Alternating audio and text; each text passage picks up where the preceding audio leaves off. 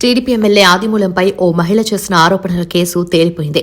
తాము రాజీకి వచ్చామని, కేసు అవసరం లేదని ఆ మహిళ నేరుగా హైకోర్టుకు వచ్చి చెప్పింది. దీంతో హైకోర్టు కూడా పిటిషన్ను డిస్పోజ్ చేసింది. ఈ వ్యవహారం ఇంత సింపుల్ గా తేలిపోవడంతో ఆవేశపడిన వారందరికీ గట్టి షాక్ తగిలినట్లయింది.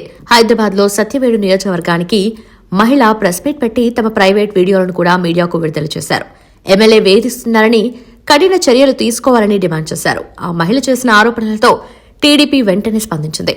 గంటలోపే ఆదిమూలంను పార్టీ నుంచి సస్పెండ్ చేశారు. తర్వాత పోలీసులు కేసు నమోదు చేశారు. కానీ ఈ కేసు ఆమె పెట్టలేదు. కానీ స్టేట్మెంట్ తీసుకున్నారు. కానీ వైద్య పరీక్షలకు ఆ మహిళ నిరాకరించింది. తర్వాత ఇప్పుడు అంతా మ్యూచువల్ కన్సర్న్ గానే జరిగిందన్నట్లుగా చెప్పి కేసు విత్డ్రా చేసుకున్నారు. తనపై హనీ ట్రాప్ కు పాల్పడ్డారని, కేసును కొట్టివేయాలని ఆదిమూలం హైకోర్టులో పిటిషన్ వేశారు. నిజానిజాలు విచారించకుండా కేసు పెట్టారని ఆయన కోర్టు దృష్టికి తీసుకువెళ్లారు. ఈ కేసులో హైకోర్టు పూర్తిగా విచారణ చేయాల్సిన అవసరం లేకుండా ఆ మహిళతో వ్యవహారాన్ని ఆదిమూలం సెటిల్ చేసుకున్నారు.